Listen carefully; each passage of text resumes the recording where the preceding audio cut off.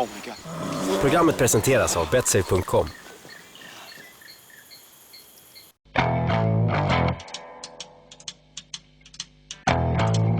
Now when I was a little boy, at the age of 5, I had something in my pocket, keeps a lot of folks alive. And we're back. My question was like, when a fighter has one trainer for boxing, wrestling, BJJ, and let's say Thai boxing, how is it possible to combine these and make them good for MMA? I mean, isn't it easier to just train MMA? Yeah, but when you're just training MMA, you're not going to get the ultimate striking training or the ultimate jiu-jitsu training. You know, you specialize. You need someone to bring it all together and put it all together. You know, definitely conflicting game plans can cost you fights for sure. People can like your ground guy wants you to take him to the ground. Your striking guy goes, stand up and strike with him. The wrestlers all work on yours, you know. Yeah. Everyone's got a different game plan. But to get really good at wrestling, you train with like just guys that specialize in wrestling. Same thing with striking, same thing with jiu-jitsu. But so you also need a guy to put it all together. Like probably, this is just off the top of my head, you have like your head coach who strategizes everything, and then he sends you off to a Muay Thai guy, and you talk about what you're learning from this guy, and then the wrestler, you talk about what you're learning from that. You just learn as much as you can, learn as much as you can from the jiu-jitsu guy, and then your main coach can evaluate where you're at and then put a game plan together, you know? He might not be the best guy to teach you wrestling or striking or jiu-jitsu, but he might be the best strategist. Do you have any example of one of those MMA fighters who can prehand all these steps? GSP, you know, off the top of my head. Greg Jackson is a perfect example of what you're talking about, right? Yeah, a good strategist. Yeah. Puts it all together. Mastermind. So we will never be pure MMA because everybody trains specialized. I think you need to take in the training. I mean, if you guy sucks at Greco-Roman, you have to have a Greco-Roman guy coming in and teaching them. So there will never be just MMA.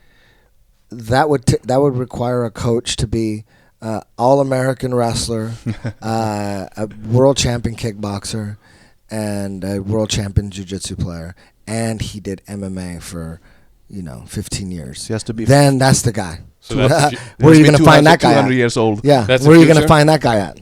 That's the future. That's future. 200 years old. That could be the future. That could be. You know what? That could be the future. That's the ultimate right there. You know, and there's a lot of kids today starting young with their striking, with their jiu-jitsu, with their wrestling, and I'm sure there's going to be triple crown winners out there. You know, national champion wrestler, and a legit world champion kickboxer, and a world champion jiu-jitsu player. That could happen in like 20 years. So where do you see the future of MMA? How does it look? In the toilet.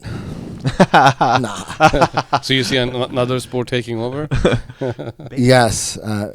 Midget MMA. I think I've seen it on YouTube.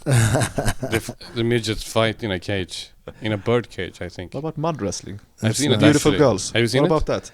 In a bird cage, like a real giant bird cage? A bird cage you could stand in? A really big bird cage. That's hysterical. You gotta. be. You were hosting combat BJJ?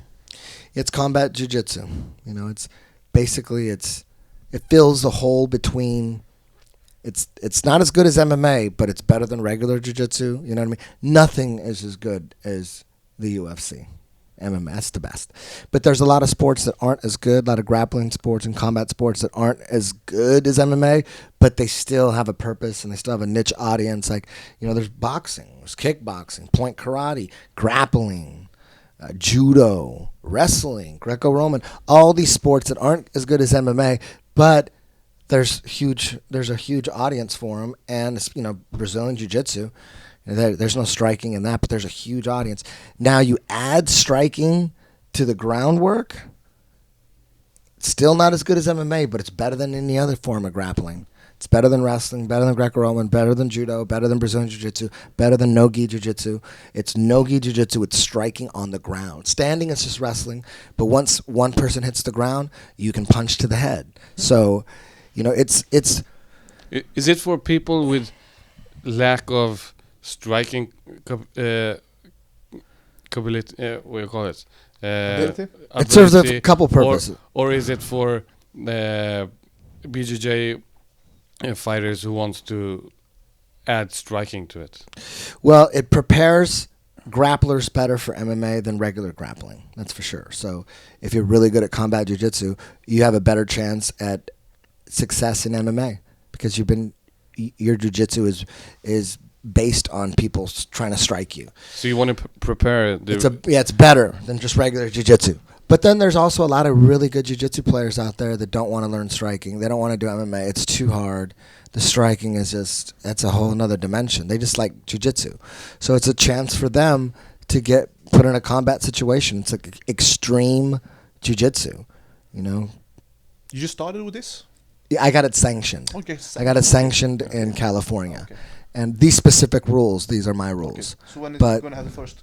We already had our first one. Okay. Yeah. How did it go? You could go on YouTube and just punch in Eddie Bravo combat jiu-jitsu. Cool. And I did like a mini little documentary explaining the rules and I have to see it, I didn't know. The philosophy behind it. Yeah. Okay, cool. Trying to blow it up. I'm not trying to own it or anything like that. I want our audience. They liked it. Yeah, they liked it. Wow, cool. There's no way you could be a true fan of jiu-jitsu and not like combat jiu-jitsu. I see it. It's as far as grappling goes, it's like the professional league of grappling. It's jiu-jitsu with punches. I'm watching it tonight. Cool. Thank you. Do you think it's the future? I mean, do you think it will? Well, I'm not trying to own combat jiu-jitsu. I'm not making any money off it. I just sanctioned it, videotaped it, put it on the internet, let people see it. I want people to run with it. Do it on your own, and start your own shows, and hopefully it becomes a popular sport. But I mean, you have a purpose with it, right? What's your purpose with it? The purpose is to blow it up, make it huge, make it so big and so popular that the Sheikh Tahnoon, he starts adding combat jiu-jitsu to Abu Dhabi, like the super fights or something. That'd be cool. That'd be really cool, So. Will you fight then? No, I ain't fighting. How many Abu I'm Dhabi done. did you do? I just did one. One? Yep. Long time ago. Any plans on entering the mat? Entering, like, to compete? Yeah. No. Well, I agreed to go against Hoyler in the rematch last year, and he agreed. It was on. He did interviews, and then he backed out. So I was on for that. There was no way I was going to back out of that one. That was 100%. So he didn't want to do it. So whatever. Good. I didn't have to train. I didn't have to, get all stressed out over it. Thank you. I beat him mentally. And if it happens again? What was that? If it happens again, if you get... If he wants to do it, I'll always come out of retirement for that rematch. I think people want to see it. Even though you're 60?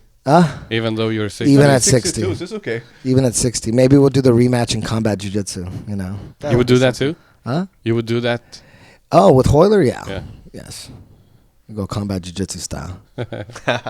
Have super fight. That would be cool. I've heard in an interview that you said weed is performance enhancing. Could you elaborate that? Well, it's not performing enhancing, like it's not going to build muscle that way, but it will enhance your performance because mentally you'll be running smoother and you'll flow better. And can you imagine if rappers never smoked weed? The weak ass albums you'd get. There's so many amazing raps out there that would have never existed without weed. Yep. So, it does enhance your performance. I don't think it should be illegal, but it enhances your performance for damn sure. MMA or... I mean, the California or all the athletic commissions, they say it enhances your performance. I think that's pretty badass. They're saying it. It's proven.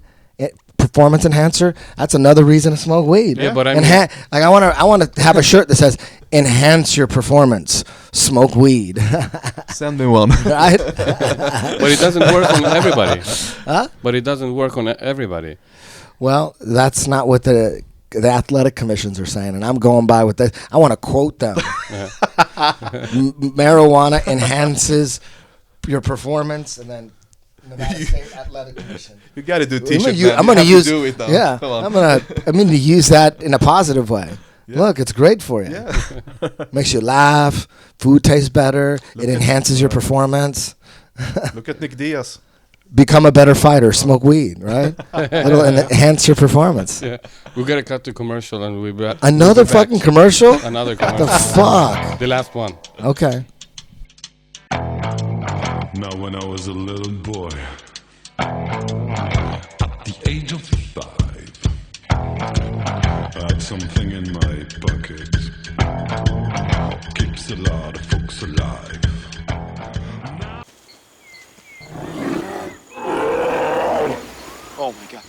Programmet presenteras av betsafe.com.